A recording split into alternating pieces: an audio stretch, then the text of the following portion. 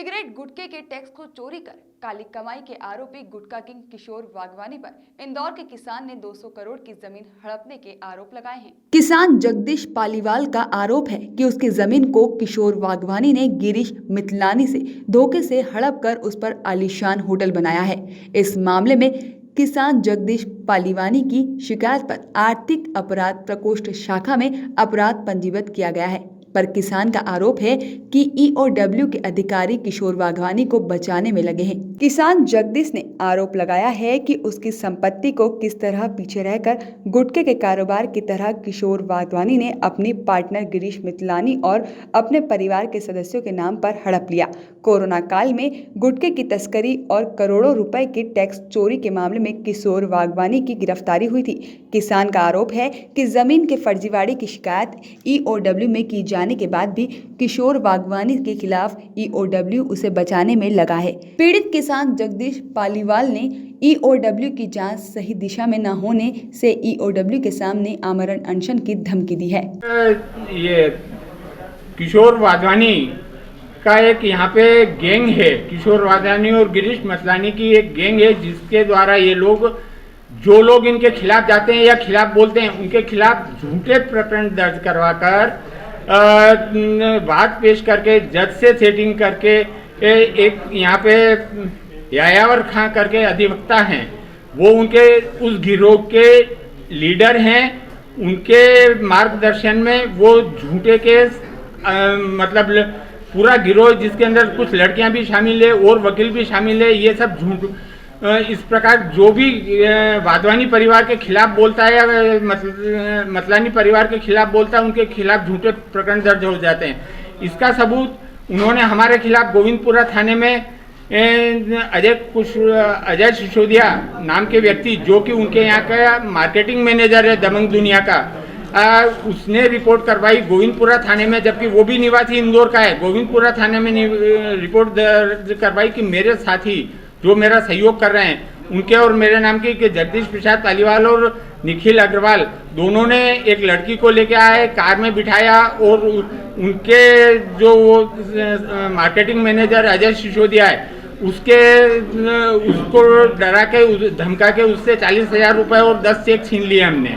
ये रिपोर्ट गोविंदपुरा थाने में दर्ज कराई, जिसकी जांच करने के बाद वो खात्मा हो गई रिपोर्ट। फिर उन्होंने दूसरी रिपोर्ट हमारे खिलाफ अजाक थाने में करवाई कि एक लड़की का जो रेप पीड़िता लड़की है उससे रिपोर्ट करवाई, वो हमारे मित्र निखिल अग्रवाल के खिलाफ करवाई।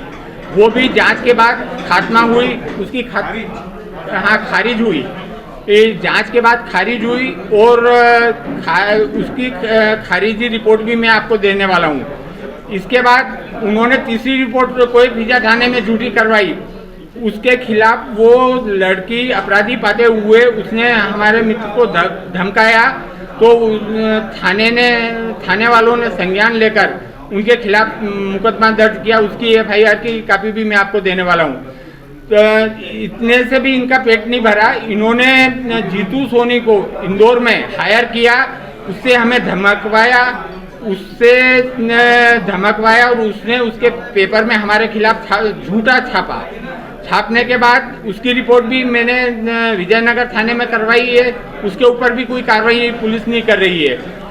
इस प्रकार हर जगह पुलिस हमारा सहयोग नहीं करते हुए उन लोगों का सहयोग कर रही, जबकि वो लोग लॉकडाउन में जबकि कृषकों का दूध, खेती की फसल सब के लाले पड़ गए और उन्होंने करोड़ों रुपए, हजारों करोड़ रुपए इस दौरान लॉकडाउन के दौरान गुटखा जाली गुटके बना के पूरे देश में सप्लाई करे। क्या कह रहा हूँ, अपने जीवन का जो भी कमाई थी वो लगा के वो भूखंड खरीदा था, क्योंकि वो मेरे बच्चों की और मेरे परिवार की आशाओं का एक केंद्र था जो खत्म हो गया। इसलिए मैं अब आमरण अनशन पे आज से बैठ रहा हूँ ईओडब्ल्यू कार्यालय के सामने, जब तक मुझे या तो न्याय मिले या फिर मुझे तो मरना ही है। वैसे भी मर के जी के क्या करूँगा, अब मेरा तो सपने टूट गए मेरे।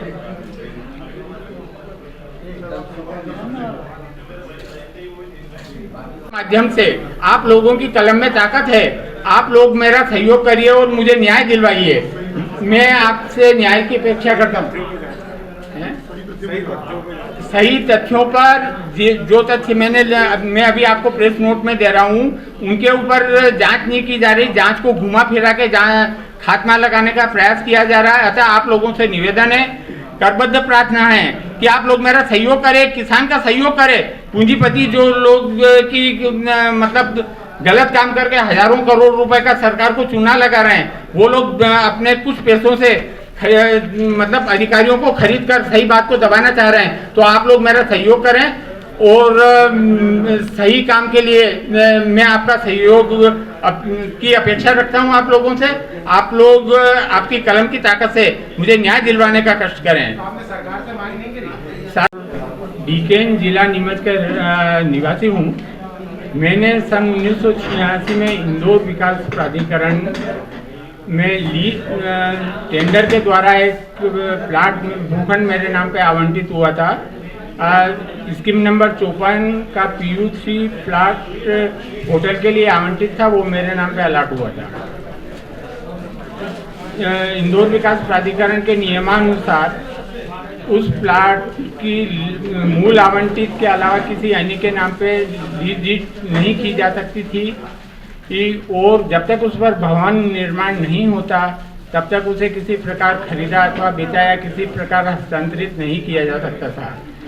ये चूंकि उस वक्त मैं इंदौर से 350 किलोमीटर दूर का निवासी था और आवागमन के साधन भी सीमित थे, इसलिए मैंने अपने एक परिचित तुलसीदास मनवानी को अपना आम मुख्तियार नियुक्त किया उस प्लाट की देखरेख एवं उससे संबंधित शासकीय कार्यों को करने के लिए।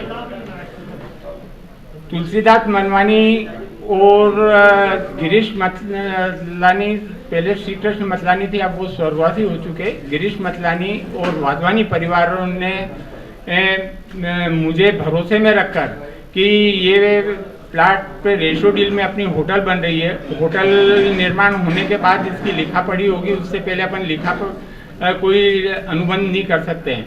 अतः होटल का निर्माण अपने प्लाट के ऊपर हो रहा है, ऐसी स्थिति में अपने को चिंता की कोई आवश्यकता नहीं है। जब होटल निर्माण पूर्ण होगा तो अपन इसका जो अनुबंध है वो तैयार कर लेंगे।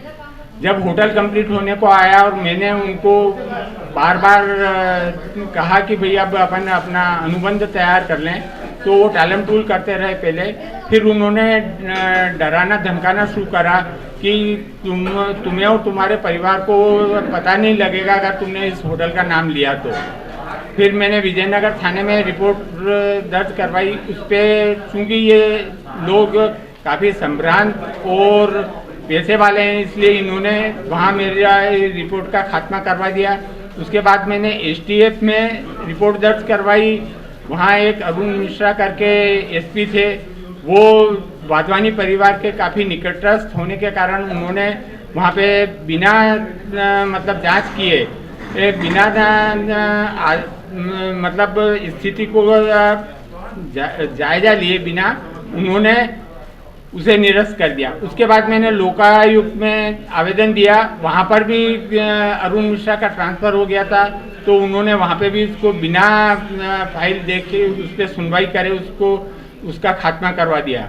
उसके बाद मैंने EOW में आवेदन दिया। EOW में मेरे आवेदन के ऊपर दिनांक 26/10/2019 को वो प्रकरण दर्ज किया गया, जिसमें तुलसीदास मनवानी, गिरीश मतलानी, चांदनी देवी मतलानी और तुलसी हीना वाधवानी के खिलाफ धारा 420, 467, 468, 471, 120B और भारतीय दंड विधान की धारा अपराध क्रमांक 43/2019 है।